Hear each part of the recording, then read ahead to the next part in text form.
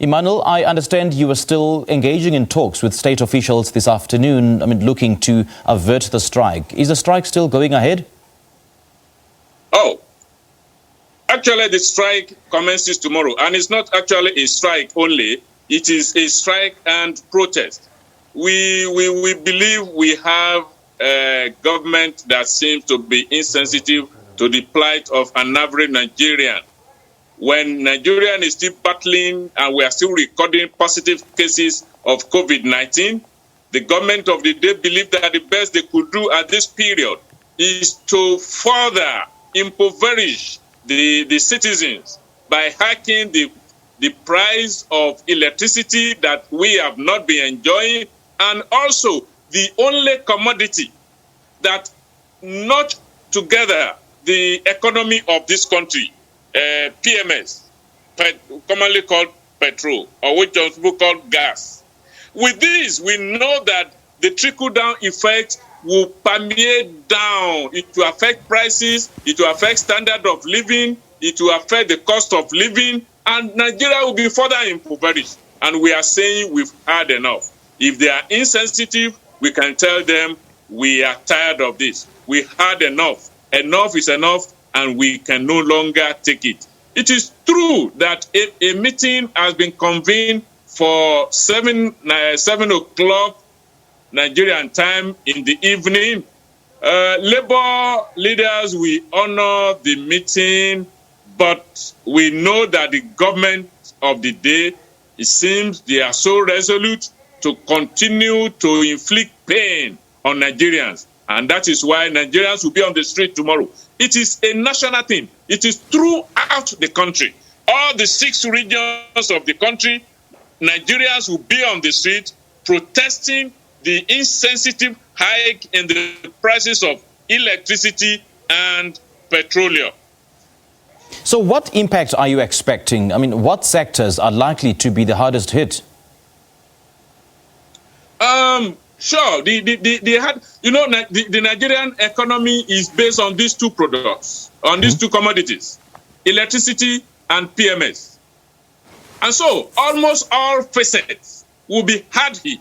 And we know that Nigerian leaders, they like flying, they like flying out for the smallest of their pain. They want to go for treatment. They've neglected the health sector in Nigeria. They've neglected the education sector. The economy is in shambles. So an average Nigerian is just trying to survive, talk less of existence. And we told them that when you are leading a set of people that doesn't feel they are existing, then you are not leading people. You are not good leaders. So it's part of what we want to show them. All facets of Nigerian life will be hard. It's already hard hit. It's not that will be hard hit. It's already hard hit. Now, I understand that there were 2 separate rulings on Thursday and Friday wherein the National Industrial Court restrained the labor unions from embarking on this strike. So will this strike be protected, or will it be an illegal strike? This strike is protected already. You see, the Nigerian, they took the registered labor centers to an industrial court. Who took them there? People that were incorporated under the Kama law in Nigeria. That is the Public Corporation Act. They have no local standing to approach that court in the first place. So that's why we said the injunction was procured. Even if they said they injunct the labor movement, can they injunct all Nigerians? Let them do that. So the injunction that was procured is null and void. There have been series of judgments by the National Industrial Court that never entertained the incorporated set of people that approached them this time around. And they never allowed such to come to the National Industrial Court. How this one was allowed, then there are questions to be asked. All what we are saying is the government of the country that wants to obey the Constitution of the Federal Republic of Nigeria has no singular right to just announce hike just like that. And Mr. President denied the fact that it wasn't the government that announced that it was an agency.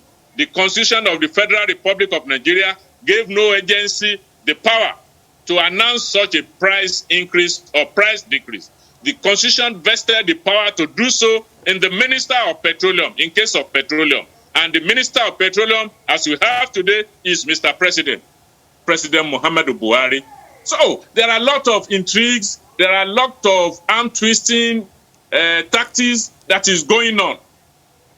And you see, for a country that is just coming out, if at all we are coming out of COVID-19, that has already impoverished Nigerian economy, that some businesses are yet to be fully open. Like the hospitality business, they are yet to be fully open to business. Nigerian government today, just about 2 weeks ago, increased electricity and petroleum costs. That is too bad. It is not too good. Okay. And we believe they are insensitive to the plight of the people they said they are leading. And that is why, come tomorrow, market women, vehicle drivers, public service workers, private sector workers, we will all be on the street saying no to this barbaric act. Emmanuel, I suppose we need to view the electricity, tariff increase in the same lens as the privatization of the electricity subsector in Nigeria. Has it yielded any positive results? It has not, and we believe it will never yield. Who bought the disco, the distribution companies? They are the cabals. And what we are telling the government, there are certain sectors, even in South Africa, there we know that the regulation, privatization, and commercialization is not done in all facets.